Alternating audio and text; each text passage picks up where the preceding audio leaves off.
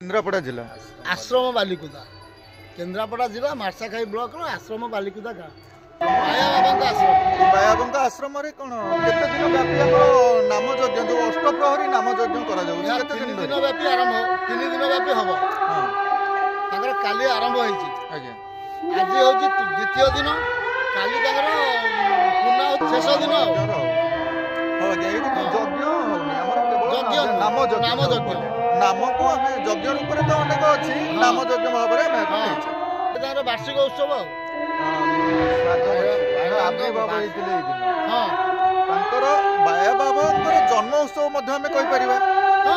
जन्म उत्सव श्री श्री बायाबाबा 128तम शुभ आविर्भाव महोत्सव आम कहीपर ये बाबा विषय किसी आलोचना रखा स्थानटर नाम अच्छे श्री श्री लक्ष्मीनारायण आश्रम आश्रम बालिकुदा भाव में जनाशुना आसतु देखा आम भक्त भक्त माने छुट्टी आसी बाबा निकट समस्ते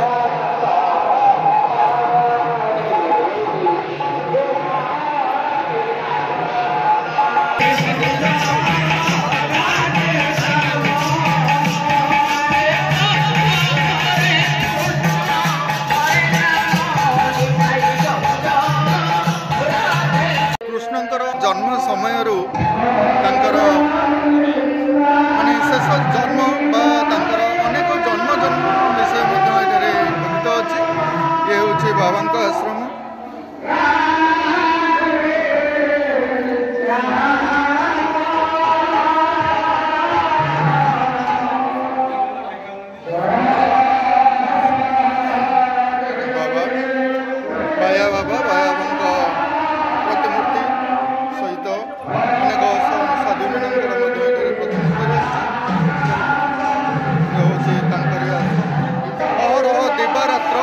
संकीर्तन मान समस्त मान करुँच ये हूँ संकीर्तन मंडली संकीर्तन पूजा स्थायी गृह भाव बाबा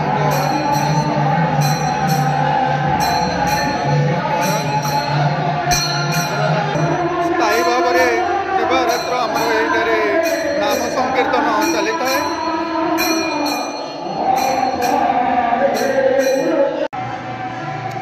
बायाबाबा ये धरावतरण करते 1306 साल पौष कृष्ण षष्ठी इंग्राजी हिसाब से 1898 मसीहा जानुरी 3 तारिख सोमवार संध्या 6 घटिकार स्थान थिला कटक जिला राजनगर थाना अंतर्गत केरेड़ागढ़ बालीसाही पाटना 11/5 उत्तरा फाल्गुनी सिंह राशि बाबा जन्म नहीं श्रद्धा नाम थिला बंशीधर परिडा पिता लाल बिहारी मंगराज माता रूपसी देवी उच्च शिक्षा भाव में से रेभेन्सा महाविद्यालय कटक को जाइए शिक्षा लाभ करते साधना पथे समग्र उत्तर पूर्व भारत भ्रमण कर हिमालय गिरी गुहारे दीर्घ 7 वर्ष तपस्या 42 साधु को गुरु रूपे वरण दीर्घ 24 वर्ष मौन व्रत अवलंबन पर घरे घरे हरिनाम महामंत्र प्रचार और पतित उद्धार पाई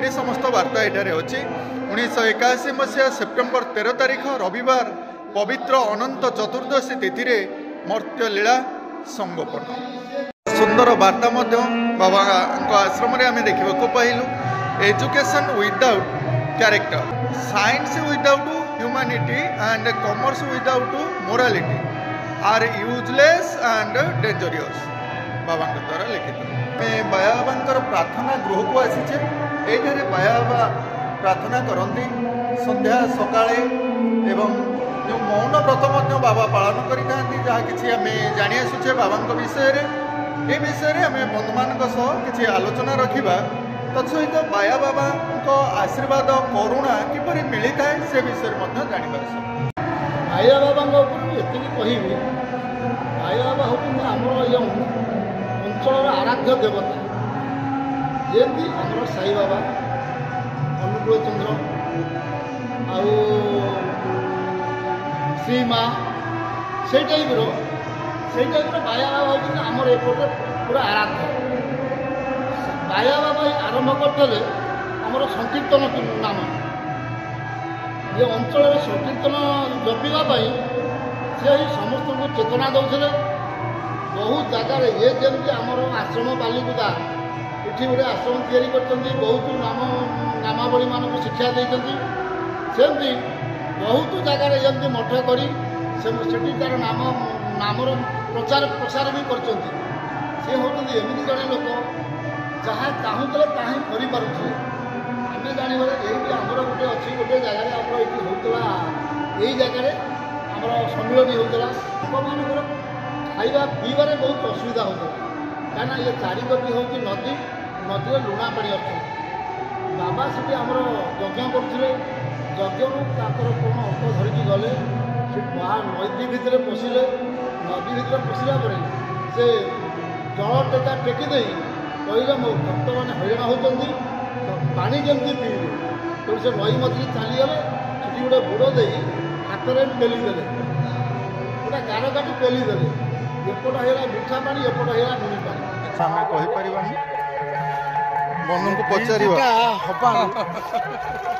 ବନ୍ଧୁ ଏବେ ପାଣି କେମିତି ଲାଗୁଛି? ଏବେ ପାଣି ମିଠା ନା ଲୁଣି ଲାଗୁଛି? ଏବେ ମିଠା ଲାଗୁଛି।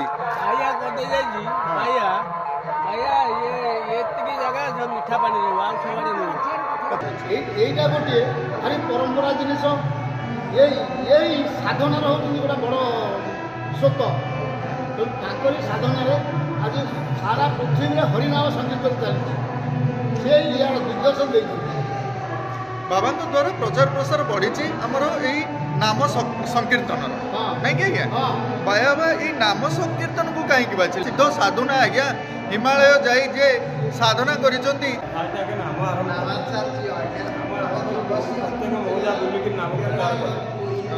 ଏ ସମସ୍ତ କଥା ଆମେ ଜାଣିବା କିପରି? କିଛି ତ ଆଲୋଚନା ମାଧ୍ୟମରେ ଆମେ ଜାଣିବା। ସେଥିପାଇଁ ବର୍ତ୍ତମାନ ଲକ୍ଷ୍ମୀଧର ବାବା ଯେ ବର୍ତ୍ତମାନ ମଠାଧୀଶ, ଏ ମଠର ମହନ୍ତ ଭାବରେ କାର୍ଯ୍ୟରତ, ବାବାଙ୍କ ସହ କିଛି ସମୟ ପରେ ଆମେ ଆଲୋଚନା ରଖିବା। ଆଶ୍ରମକୁ ଆସିଛେ, ଆସନ୍ତୁ କିଛି ଜାଣିବା। ବାବାଙ୍କ ଆଶ୍ରମରେ ଆମର କରାଯାଉଛି। ଲକ୍ଷ୍ମୀଧର ବାବା ବର୍ତ୍ତମାନ ଆମର ମଠାଧୀଶ ଭାବରେ ଏଠି କାର୍ଯ୍ୟରତ ଏବଂ ବାବାଙ୍କର ଯେଉଁ ହରିନାମ ପ୍ରଚାର ପ୍ରସାର କିପରି ଅଛି ଏ ବିଷୟରେ ବର୍ତ୍ତମାନ ଆଉ କିଛି ସମୟ ପରେ ଆମେ ବାବାଙ୍କ ସହ କିଛି ଆଲୋଚନା ରଖିବା। ବାବା ଏ ଉତ୍ସବ ହେଉଛି ତାଙ୍କର 28ତମ ଜନ୍ମବାର୍ଷ। ବାବା ଯେତେବେଳେ ମୌନ ବ୍ରତ ଥିଲା, ଏଇ ଆଶ୍ରମ ବାଲିକୁଦା ସେ ଆସିଥିଲେ। ଏଇ ନଦୀ କୂଳରେ ବସି ସେ ଯେଉଁ ବରଗଛ ଏବେ ମଧ୍ୟ ଅନିବାର୍ଯ୍ୟ ଅଛନ୍ତି। ଏଇ ଭକ୍ତ ଯାଇକି ପହଞ୍ଚିଲେ, ପାଗଳାକେ ମୁଁ ବସିଛି। ବାୟା ଲେଖିଲେ, ବାୟା ଆସିଛି ଏଠି କିଛି ଯଜ୍ଞ କରିବ। କିଛି ଭକ୍ତ କହିଲେ ବା ଏ ତ ପାଣି ହେଉଛି ଲୁଣା, କେମିତି ମାନେ ବାୟା ଯଜ୍ଞ କରିବ? ବାବା ନିଜେ ସେ ପାଣି ମାନେ ନଦୀ ଭିତରକୁ ପଶିଲେ। ପଶିକିରି ସେ କ'ଣ ମାନେ ନଦୀରେ ସେଠି କଲେ। କିଛି ସମୟ ଗଲା ପରେ ପାଣି ମିଠା, ଗୋଟେ ପଟ ମିଠା ରହିଲା ଆଉ ଏକ ବର୍ଷ ଲୁଣି ରହିଲା। ବାବାଙ୍କର ଅଲୌକିକ ଶକ୍ତି ତ ଅଛି ନା, ସେଇ ଶକ୍ତି ବଳରେ ଏସବୁ ସେ କରୁଥିଲେ। ଆଉ କ'ଣ ସବୁ କରି ଯାଇଛନ୍ତି ଆଜ୍ଞା? 17 ଜାଗା ସେ ବାବାଙ୍କ ଅଖଣ୍ଡ ନାମ ବସେଇଛନ୍ତି। ଅନିବାର୍ଯ୍ୟ ବେଶତମୀ ନାମ ଚାଲିଛନ୍ତି। ଏଇ ନାମ ଯଜ୍ଞ ଦ୍ୱାରା ଆମ ସମାଜର କ'ଣ ସାଧନା ହଉଛି ଆଜ୍ଞା? ଏଇ ଯେଉଁ କଳିହତ ଯୁବମାନେ, ସେମାନଙ୍କର ମନର ପରିବର୍ତ୍ତନ ହେବା ଏବଂ ଧର୍ମ ପ୍ରତି ବିଶ୍ୱାସ ଆସିବା, ନାମ ପ୍ରତି ବିଶ୍ୱାସ ଆସିବା, ନାମ ଠାବେ ଠାବେ ନାମ କରିବା ହିଁ ତାଙ୍କର ପ୍ରେରଣା। କେମିତି ମନୋଭାବ ଏଇ ଯେଉଁ କଳିହତ ଯୁବମାନେ ଉଦ୍ଧାର ହେବେ, ସେମିତି ତାଙ୍କର ମନୋଭାବ ନେଇକି ମାନେ ବାବା ଏଇ ନାମ ପ୍ରଚାର କରୁଛନ୍ତି। ବାବାଙ୍କ ସମୟରେ ବାବା କେବଳ ଏଇ ହରିନାମ ଜପ କରିବା ପାଇଁ ସଦାସର୍ବଦା ଭକ୍ତମାନଙ୍କୁ ବୁଝାଇ ଆସୁଥିଲେ ଏବଂ ତାଙ୍କ ପାଇଁ ହରିନାମର ପ୍ରଚାର ପ୍ରସାର ବହୁଳ ପରିମାଣରେ ବଢ଼ି ଯାଇଥିଲା ଆଜ୍ଞା। ବାବାଙ୍କର ମହାପରାୟଣ ହେଲା ପରେ ତାଙ୍କର ଯେଉଁ ମଠ ଗୁଡ଼ିକ ସବୁ ଗଢ଼ି ଉଠିଲା ତାଙ୍କର ଶିଷ୍ୟମାନଙ୍କ ଦ୍ୱାରା ଯେଉଁ ମଠ ଗୁଡ଼ିକ ଗଢ଼ି ଉଠିଲା, ସେ ମଠରେ କେବଳ ଶିଷ୍ୟମାନେ ରହିଗଲେ ଆଜ୍ଞା। ବାବା ଯେପରି ଗ୍ରାମାଞ୍ଚଳକୁ ଯାଇ ପ୍ରଚାର ପ୍ରସାର କରୁଥିଲେ, ମଠାଧୀଶମାନେ ଯାଇ ପ୍ରଚାର ପ୍ରସାର କରୁନାହାନ୍ତି ଆଜ୍ଞା। ଯଦି ଗ୍ରାମାଞ୍ଚଳକୁ ଯାଇକରି ଆମ ଏଇ ହରିନାମର ପ୍ରଚାର ପ୍ରସାର କରନ୍ତେ, ବାବାଙ୍କର ପ୍ରଚାର ପ୍ରସାର କରନ୍ତେ, ହୁଏତ ଜନସମାଜରେ ଆଉ କିଛି ଲୋକମାନେ ଏ ପୁଣ୍ୟ ଆଡ଼କୁ ଢଳି ଆସନ୍ତେ ଆଜ୍ଞା। ମୋକ୍ଷ ପାଇବା ପାଇଁ ସେମାନେ ହରିନାମ ଜାଣିପାରନ୍ତେ। ସେ ଚେଷ୍ଟା ଚାଲିଛି, ଗ୍ରାମେ ଗ୍ରାମେ ମାନେ ପୂର୍ବପଲ୍ଲୀରେ ନାମ କରିବା ପାଇଁ ସେ ପ୍ରେରଣା ଚାଲିଛି। ସେ ଆସୁଛି, ସମୟ ଆସୁଛି ହେଇଯିବ। ବାବାଙ୍କର କୃପା ଅଛି ନିଶ୍ଚିତ ହବ। ଲେଛ ସହରଣ ପାଇଁ ଏଇଟା ଅଚ୍ୟୁତାନନ୍ଦ ସେ ଲେଖି ଯାଇଛନ୍ତି, କିନ୍ତୁ ସେଥିପାଇଁକା ଆମର ଏ ନାମ ଦ୍ୱାରା ହିଁ ସେଟା ଖଣ୍ଡନ କରା ହେଉଛି। ପ୍ରଭୁ ଯୋଉ କଳ୍କି ରୂପରେ ଆସିବେ ବୋଲି କ'ଣ ତାହା ସମ୍ଭବ? ବର୍ତ୍ତମାନ କିଛି ସେମିତି ନିଶ୍ଚିତ କଳ୍କି ରୂପରେ ଆସିବେ। ସେ ଯୋଉ କଳ୍କି ରୂପରେ ଆସିବେ ତାଙ୍କ ହସ୍ତରେ ଯୋଉ ଖଡ୍ଗ ଅଛି ସେ ଖଡ୍ଗ କ'ଣ ସୂଚନା ଦଉଛି? ସେ ଖଡ୍ଗ ହେଉଛି ନାମର ଅସ୍ତ୍ର, ଜ୍ଞାନର ଅସ୍ତ୍ର, ଜ୍ଞାନର ଅସ୍ତ୍ର। ସେ କେହି ମାନେ ଛେଦନ କରିକି କୋଉ ଯୁବ ହତ୍ୟା କରେ ନାହିଁ। ଏ ହେଉଛି ନାମ ଅସ୍ତ୍ର, ଆଉ ଯୁବମାନଙ୍କୁ କେମିତି ତାଙ୍କୁ ପ୍ରେରଣା ଦେବା ଅସ୍ତ୍ର ଏଇଟା। ଲୋକ ତମ ସେ ଚେତନା ଦିଆଯାଉଛି। ସେ ଅସ୍ତ୍ର ନ ଦେଲେ ଏଇ ଯୋଉ କଳିହତ ଯୁବମାନେ ମାନେ ତାଙ୍କର ପରିବର୍ତ୍ତନ ହେବେ ନାହିଁ, ହେଇପାରିବେ। ଜ୍ଞାନର ଖଡ୍ଗ ନେଇକିରି ଆସିଛନ୍ତି ଆମ ଭିତରେ। ଯୋଉ ଜ୍ଞାନ ବାଣ୍ଟୁଛନ୍ତି ଆମର ଏଇ କଳିଯୁଗ ମଣିଷମାନେ ଏ ଜ୍ଞାନ କିପରି ଆହରଣ କରୁଛନ୍ତି? ଆପଣଙ୍କୁ କ'ଣ ଲାଗୁଛି ଏମାନେ କ'ଣ ସେଇ ଜ୍ଞାନ ସବୁ ଆହରଣ କରୁଛନ୍ତି ବର୍ତ୍ତମାନ ସମୟରେ? ହରିନାମ କେତେବେଳେ ଜପୁଛନ୍ତି ଆଜ୍ଞା? ସକାଳୁ ଉଠିଲେ କଳି କରିବାକୁ ଆଗଭର ହଉଛନ୍ତି। ସେ ଗୋଟେ ଜିନିଷ ଥିଲା, ଏବେ ସୁଦ୍ଧା ସେ ପରିବର୍ତ୍ତନ ଆସ୍ତେ ଆସ୍ତେ ହେଇଯାଉଛି। କାହିଁକି ନା ଏଇ ନାମର ପ୍ରଭାବ ବହୁତ ମାତ୍ରାରେ ସେ ବଢି ଚାଲିଛି। ଏଇ ନାମ ଦ୍ୱାରା ହିଁ ପରିମାର୍ଜିତ ହବ। ନାମ କରିବା ପାଇଁ ଆଜ୍ଞା ଆମର ସମାନତା ଅଛି ତ ଏଥି ମଧ୍ୟରେ? ନା ଏଥି ବି ଆମର ଅସମାନତା କିଛି ରହୁଛି କି? ଗ୍ରାମାଞ୍ଚଳରେ ଜାତି ପ୍ରଥା ବହୁ ପରିମାଣରେ ଏବେ ବି ଚାଲିଛି। ଏଠି କ'ଣ ଆମର ନାମ ଯଜ୍ଞରେ ସେମିତି କିଛି ଭକ୍ତମାନେ କିଛି ନାହିଁ, ଏଠି କିଛି ଅଛି ସେମିତି ଛୁଆଁ ଛୁଆଁ ବାରଣ କିଛି ନାହିଁ? ଖାଇତେ ଶୋଇତେ ଯଥା ତମ ନାମ ନଉ, କାଳ ଦୋଷ ନିୟମ ମାନେ ସର୍ବସିଦ୍ଧ ହବ। ସମସ୍ତଙ୍କର ମାନେ ଏ ନାମ ଏ ସମୟରେ ଆମେ ଜାଣିପାରୁନୁ ଆଜ୍ଞା। ଆମେ ମାନେ ସାଧୁ ସନ୍ନ୍ୟାସୀ ମାନଙ୍କ ପାଖକୁ ଧାଇଁ ଆସିଥାଉ ଜାଣିବା ପାଇଁ ଏଇ ଟିକକ କଥା, ଏ ଜାତି ପ୍ରଥା ଏହା କେବେ ସୃଷ୍ଟି ହେଲା, ଏହା କାହିଁକି ସୃଷ୍ଟି ହେଲା? ଯଦି ଆମର ଗୁରୁ ଗୁରୁଜନ ମାନଙ୍କୁ ଆମେ ପଚାରୁଛୁ ସେମାନେ କହୁଛନ୍ତି ଏହାକୁ ଭଗବାନ ହିଁ ଗଢ଼ିଛନ୍ତି। ଆପଣଙ୍କ ପାଖରୁ ଆମେ ଟିକେ ଜାଣିବାକୁ ଚାହୁଁଛୁ ଆଜ୍ଞା। ଭଗବାନ କହିଲେ ନ ଶୂଦ୍ର ଭଗବତ ଭକ୍ତା ସ୍ତେପି ଭାଗବତ ସ୍ତମ ସର୍ବବର୍ଣ୍ଣ ସୂତ୍ରା ଜୈନ ଭକ୍ତ କିନ୍ତୁ ମୋର ଭକ୍ତ ହେଲେ ବି ମାନେ ଶୂଦ୍ର ହଉ ବ୍ରାହ୍ମଣ ହଉ ସମସ୍ତେ ମୋର ସମାନ, କେହି ମୋର ମାନେ ଇଏ ନାହିଁ। ତାହେଲେ ଛୁଉଁନାହାନ୍ତି ଆଜ୍ଞା ହବ। କଳି ପଶିକିରି ତାଙ୍କ ଭିତରେ ଯୋଉ ମାନେ ଭିତରେ କ'ଣ କରୁଛନ୍ତି ସେଟା ତାଙ୍କୁ ମାନେ ଆସିବ, ଆସ୍ତେ ଆସ୍ତେ ଆସିବ। ସେଟା ମାନେ ହଠାତ୍ ହେଇପାରିବନି। ଆଚ୍ଛା ଆଚ୍ଛା, ଆପଣ କହିବା ଅନୁସାରେ ତାହା ଧୀରେ ଧୀରେ ଆସିବ। ଆମେ ମାନେ ଚାହିଁଲେ ସିନା ଆସିବ। ଆମେ ମାନେ ଏଇଠୁ ଯାଇ ଗ୍ରାମାଞ୍ଚଳରେ ପ୍ରଚାର ପ୍ରସାର କରିବାକୁ ପଡିବ। ଆମେ ଚାହିଁବା। ଏ ସମୟରେ ବି ଆମେ ଛୁଆଙ୍କୁ ଧରିକି ବସିଛେ। ସମାନତାର ହିନ୍ଦୁ ରାଷ୍ଟ୍ର ଗଢ଼ିବାକୁ ଆମେ ସ୍ଲୋଗାନ ଦଉଛେ ମଠ ମନ୍ଦିରକୁ ଯାଇ। ଏହାର ଉପରେ ଯେତେ ଚେଷ୍ଟା କଲେ ମଧ୍ୟ ଆମେ କାହାର ମନକୁ ବୁଝେଇ ପାରୁନୁ ଆଜ୍ଞା। କାହାର ଚେତନାକୁ ଆମେ ଜାଗୃତ କରିପାରୁନୁ। ଏ ସମୟରେ କେମିତି ଆମ ଭିତରେ ଭାଇଚାରା ସୃଷ୍ଟି ହେବ? କେମିତି ଆମେ ମାନେ ଏକ ହେଇକି ଆଗକୁ ବଢିବା ଆଜ୍ଞା? ସେ ବିଷୟ ଟିକେ କହିବେ। ନିଜର ମନକୁ ଯଦି ଆମେ ଏକତ ନ କରିବା ସମସ୍ତଙ୍କୁ ଏକ ଏକାଠି ଆମେ କରିପାରିବା ନା। ଯାହା ବି ହଉ, ବାୟାବାବାଙ୍କ ଆଶ୍ରମ ଆମର ବାଲିକୁଦା ଆଶ୍ରମ, এই ବାଲିକୁଦା ଆଶ୍ରମ କେନ୍ଦ୍ରାପଡ଼ା ଜିଲ୍ଲାରେ ବର୍ତ୍ତମାନ ବାୟା ବାବା ଆମ ପାଖରେ ନାହାନ୍ତି, କିନ୍ତୁ ତାଙ୍କର ଯେ ଶିଷ୍ୟ ଲକ୍ଷ୍ମୀଧର ବାବା ସେ ବର୍ତ୍ତମାନ ଆମର ଏଇଠାରେ ମଠାଧୀଶ ଭାବରେ କାର୍ଯ୍ୟରତ। ଏବଂ ତାଙ୍କର ଯେଉଁ ପ୍ରଚେଷ୍ଟା ଥିଲା ବାୟା ବାବାଙ୍କର, ଯେଉଁ ହରିନାମ ବା ନାମ ସଂକୀର୍ତ୍ତନକୁ କିପରି ପ୍ରଚାର ପ୍ରସାର କରିବେ ସେଥିରେ ମଧ୍ୟ ଲକ୍ଷ୍ମୀଧର ବାବା ଆମର ବର୍ତ୍ତମାନ ପର୍ଯ୍ୟନ୍ତ କାର୍ଯ୍ୟରେ କରିଆସୁଛନ୍ତି ଏବଂ ହରିନାମ ଜପ ମଧ୍ୟ ଚାଲିଛି। କିନ୍ତୁ ଗୋଟିଏ କଥା ଆସନ୍ତୁ ଆମେମାନେ ବାବାଙ୍କ ସହ ଆଲୋଚନା ରଖିବା, ଯଦି ହରିନାମ ଦ୍ୱାରା ଆମେ କିଛି ମୋକ୍ଷ ଆଡ଼କୁ ଯାଇପାରୁଛେ, ଆମେ ଶାନ୍ତି ଜୀବନରେ ଶାନ୍ତି ସୁଖ ପାଇପାରୁଛେ, ତାହେଲେ ପ୍ରତିଦିନ କ'ଣ ହରିନାମ ଜପିବା ଆବଶ୍ୟକତା ନାହିଁ କି ଆଜ୍ଞା? ଆସନ୍ତୁ ଏ ବିଷୟରେ ହରିନାମ ବିଷୟରେ ବାବାଙ୍କ ସହ କିଛି କଥା ହେବା। ଗୌରାଙ୍ଗ ମହାପ୍ରଭୁ ନାମ ପ୍ରଚାର କରୁଥିଲେ।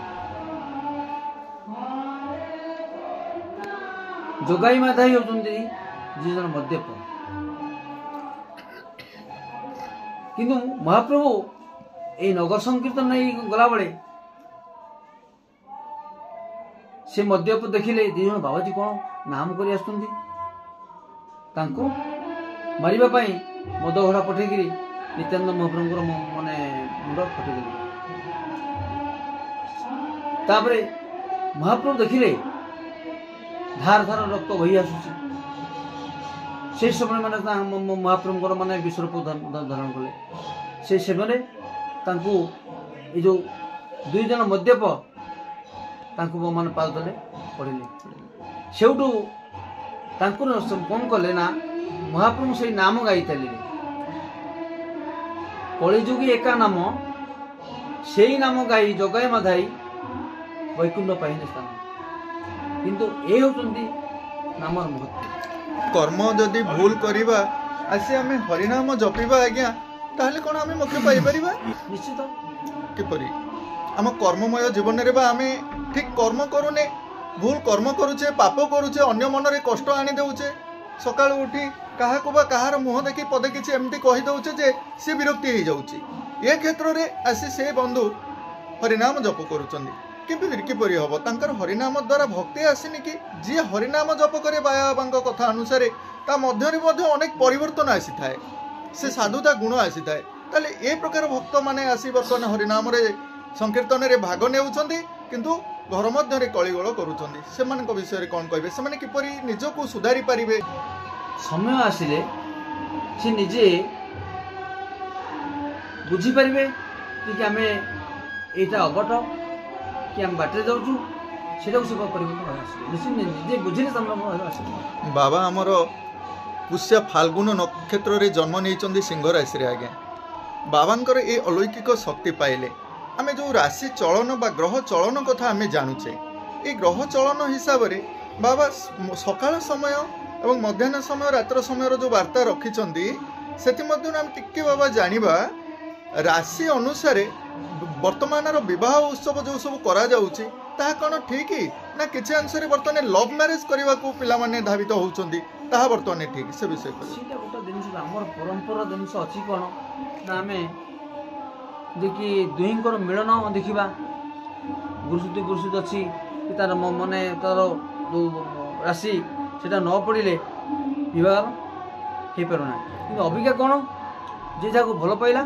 सेटा को विवाह गेला सेति प्रति तांगर से दृष्टि ध्यान नाही दाम्पत्य जीवन कौन से सुखमय हो पारुचे होउची किंतु तारे विघ्न आसुची एग्जांपल गोटे रखिबा आज्ञा गोटे कर्कट राशि एवं गोटे मिथुन राशि कर्कट मिथुन राशि रो संपूर्ण अपोजिट चिंताधारा जनकर भावना हेले जनकर हृदय मनर भावना को जड़े जागृत करवा समय जड़े हृदय को जागृत करुचे से विषय ये सब अंतरपांतर आसीगला से दाम्पत्य जीवन तो सुखमय हो पारानी किंतु से लव कर ही मैरेज कर आज्ञा किंतु जीवन सारा दुख रे ही भाड़ी होउचंदी आमे जातक को ठीक भाव में पंडित मान सह आलोचना कर विवाह कले तो भल हुआ से समय पर्यंत से जाऊ ना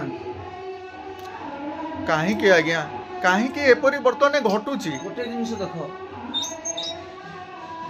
आमर समय आसीगला आम विवाह हवा विवाह हवा से दायित्व कहार बापा माँ बापा माँ से केमी मो पुओटा विवाह हम कौटी गोटे भल बहुत आनिले मो परिवार मो सुख शांति मोर भविष्य से उज्जवल हम मो माने जो सप्तपुरुष अच्छा से माने उदाहरण से जिन को देखला बेलू पुओ तार अभट चल को क्षेत्र रे जदि आमे उपयुक्त भाव रे आग को बढ़ी परिबा बा सुकर्मी होई निजको सुधारी नेबा ताहले हमको एजुकेशन रो आवश्यकता अछि आज्ञा जहाँ बायाबा कहि जाइछन तांकर प्रार्थना श्रेणी रे तो एजुकेशन इज द बेस्ट आमे मानको शिक्षा को आग को बढ़ाइबा को पड़िबो हो बाबा बहुत बहुत धन्यवाद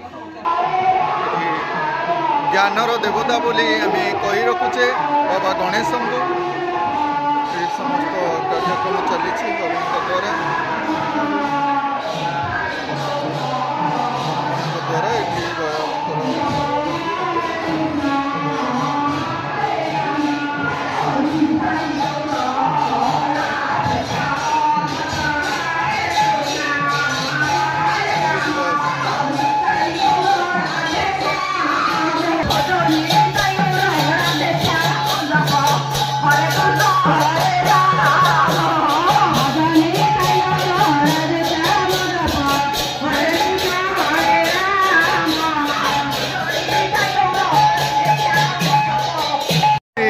बरगछ जो बरगछ मूल बसी बाबा आमर मौन ध्यान रखी यही समय जो नाम संकीर्तन यज्ञ कार्यक्रम चलुला से प्रसाद सेवन आमर प्रसाद तैयारी करने पानी आवश्यकता थिला कहीं पानी मीठा पानी नथिला बाबा द्वारा बाबा ऐश्वरिक शक्ति द्वारा बाबा ये पानी रे पानी को मीठा पानी कर देइतिले किछि अंश पानी मीठा रहितिला समस्त पानी मीठा होई नथिला जोटू पानी नबा पई से माने चाहुतिले सेही पानी तक मीठा कर देइतिले बाबा आसंतु जानिबा किछि मु हाफ पैंट पिंधला बेले ये आश्रम को आम कीर्तन मंडली सहित आसती आज जहा बाबांकर सेमिया कृपा हबार आपण मान गहन मुसी बाबा आश्रम पहुँची पार्टी दिन मुझक धन्य मन कर माया बा जहाँ वैष्णव माने जहाँ साधु माने कहती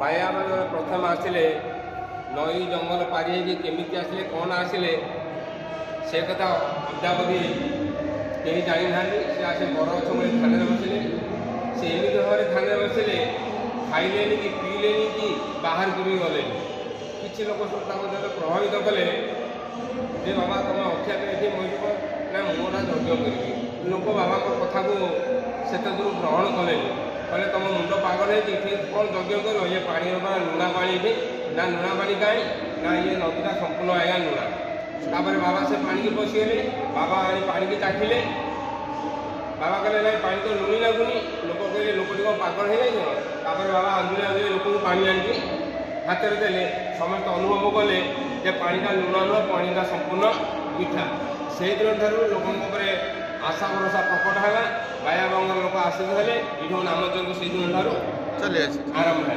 बाया भाई नाम यज्ञ को कहीं बाची आप चैतन्य महाप्रभु जो ओडिशा आसिले ये जो नाम यज्ञ प्रचार करने से समय बंगला कथा कही एनिछि औषधि माया नासीमार लागे हरि नाम महामंत्र लो तुमी मागी हरि नाम महामंत्र एमती मंत्र कहार के जाचिकी दि जाए जार आवश्यकता अच्छी से प्रभु मागिकी ने से समय बाबा कीर्तन कर गला बेले गोटा जगाई माधे दी जन मद्यप मद पिधे ताकू ये सब जिन भल लगे ना सी आसी नित्यानंद बाबू गोटे खाड़ा बाहर मुंडी फाटीगला से गौरांग महाप्रभु से क्रोधनित होकर से सागे सागे सुदर्शन चक्र धरिक आसे काटापी से निताई बाबू निताई महंत गौरांग महाप्रभु आज्ञा आप कहते कली जुगे शंखचक्र गदापद्म धरवे आप ये रूप कौन धरवे आप दुष्ट मान निस्तार करने आपको मारे आसने से दिन ठार से जहाँ शंखचक्र गदापद्म धरी आसते से त्याग कले चक्र नाश कले तेणु नित्यानंद परामर्श कले से शंखचक्र गदापद्म तेणु से जो जगाई बधाई यही कथा शुणिकी जे लोक आमको मारे आसला जो लोक मारी जो लोग से लोग आमको खात देवर से प्रभु आश्रित हेले से दिन ठार नाम संकीर्तन आउ गोटे विस्तृत भाव प्रचारित है हरिनाम द्वारा किपरि मोक्ष मिल पार हरिनाम कले आप त्रेतरा जगिचुनि ध्यान बुझे द्वापर यज्ञ बुझे कली एकमात्र नाम यज्ञ तेणुक परम विष्णु से आरंभ फाइनाल करदे जे कली जुगे केवल लोक निस्तार एकमात्र बाट हूँ हरिनाम संकीर्तन कारण कली जुगे लोक बयस कम तेणु एम यज्ञ करने समय ना तपस्या करने समय ना दान करने समय ना तेणु आम कम समय भितर एम तेणु बंगाली आउटा कहे खाइते पीते शुते ए जथा तथा कौन नियम विधि नहीं गाइते हरि कथा हरिनाम गायन कौन नियम विधि नहीं छुआ अछुआ वेशभूषा ये सब किसी आवश्यकता ना किसी ये धाम आम संकीर्तन समय किसी भेदभाव न थाए जो समस्त को लेकिन आम चली था आम भाईचारार एक निबिड़ संपर्क होची अनुष्ठान बा यही कार्यक्रम किंतु बंधु आम यही जगह सीना भाईचारा रखुचे कि आम ग्रामांचल मानकर तो जाति प्रथा भरपूर भाव रोचे ए विषय को जदि आम किसी आगौचे कहूचे ग्रामांचल में कहते यह तो भगवान गढ़ी आम मैंने पालन करुचे आउ जो मठ आश्रम को जाऊँ मठाधीश मैंने कहते ना यह कहीं गढ़ी ना भगवान गढ़ी ना यह कर्मजीवन को आमको डेभलप करने रही क्या कथा को विश्वास कर बाट चलू आज्ञा ये खाली आम जनाऊँ जदि यहीपरी महापुरुष मानकर आश्रम को आम आसुचु संकीर्तन माध्यम मुख्य पाइबा चाहूँ तो मुख्य पाइबापी हेले आपण एका मुख्य पातुनि आज्ञा जो मानू जातिवाद रखुच्च आज पर्यंत से आसतु मुख्य पाइबापी से सीना कहते आसतु हरिनाम जप करूँ किंतु ଜପ କରିବାକୁ ଡାକି ତାଙ୍କୁ ଘରେ ସ୍ଥାନ ଦେଉନାହାନ୍ତି ବସିବା ପାଇଁ। ଏହି ପ୍ରକାର ଘଟଣା ଗୁଡ଼ିକ ଆମେ କିଛି ଜାଣି ଆସୁଛୁ ଗ୍ରାମାଞ୍ଚଳ ମାନଙ୍କରେ। ଧାର୍ମିକ ଭାବନାରେ କାହାର ଆଘାତ ହଉ ସେଟା ଆମ ମନୋବୃତ୍ତି ନାହିଁ। ଆମେ କିଛି ପ୍ରକୃତ ଘଟଣା କ'ଣ, ପ୍ରକୃତ ସତ୍ୟାସତ୍ୟ କ'ଣ ତା ଉପରେ ଜାଣିବାକୁ ଏକ ଛୋଟ ପ୍ରୟାସ କରି ଏ ଚ୍ୟାନେଲ ମାଧ୍ୟମରେ ଆମେ ଆଗକୁ ଆସୁଛୁ। ଆପଣମାନେ ବିଚାର କରନ୍ତୁ। ସତ୍ୟ ଯଦି ଏହା ତାହାକୁ ମଧ୍ୟ ଆମେ ସବୁ ସମୟରେ କହି ରଖୁଛୁ, ମାନି ନେବା ଉଚିତ। ଯଦି ଏହାର ସତ୍ୟତା ନାହିଁ ତୁରନ୍ତ ଏହାକୁ ବନ୍ଦ କରିବା ଉଚିତ। ନାହିଁ ତ ଆମେ ହିନ୍ଦୁ ରାଷ୍ଟ୍ର ଗଢ଼ିବା କେମିତି ଆଜ୍ଞା? ଏ ବିଷୟରେ ଯଦି କିଛି ତର୍କ ହେଉଛି, ଆମ ଲୋକମାନେ ଆଜ୍ଞା ଏଜୁକେସନକୁ ଭଲ ପାଉନାହାନ୍ତି। ଯଦି ଏଜୁକେସନକୁ ଭଲ ପାଇଥାନ୍ତେ ସମସ୍ତେ ଶିକ୍ଷାକୁ ଆଗଭର ହୋଇକରି ପାଠ ପଢ଼ିକି ଆଗେଇ ଥାନ୍ତେ, ହୁଏତ ସମସ୍ତ ଘଟଣା ଗୁଡ଼ିକ ସେମାନେ ଜାଣିଥାନ୍ତେ। ଯେତେବେଳେ ଶିକ୍ଷାର ଅନୁନ୍ନତରେ ଆମ ଦେଶ ଯାଉଛି ସେତେବେଳେ ଜାତି ପ୍ରଥା ନିଶ୍ଚିତ ଆଗକୁ ବଢ଼ିବ। ଏଇଥିରେ ତ କିଛି ଅସୁବିଧା ନାହିଁ। କାହିଁକିନା ଶିକ୍ଷା ଶିଖିଲେ ସିନା ଜାତିବାଦ କଥା ଆମେ ଜାଣିପାରିବା ତାର ସତ୍ୟତା କ'ଣ। ଯେ ପର୍ଯ୍ୟନ୍ତ ଆମର ପାଖରେ ଏଜୁକେସନ ନାହିଁ କ'ଣ ବା ଜାଣିବା? ବିଚାର ଆପଣମାନଙ୍କର ଆଜ୍ଞା। ଆଜି এই ବାୟାବଙ୍କ ଆଶ୍ରମରେ ଯେଉଁ ବାର୍ତ୍ତା ଆମେ ରଖିଲେ ତାହା ଆପଣମାନଙ୍କ ପାଇଁ। ଆସନ୍ତୁ ଆଜିର ଭିଡ଼ିଓଟିକୁ ଏଇଠି ଆମେ ଶେଷ କରିବା। ବହୁତ ବହୁତ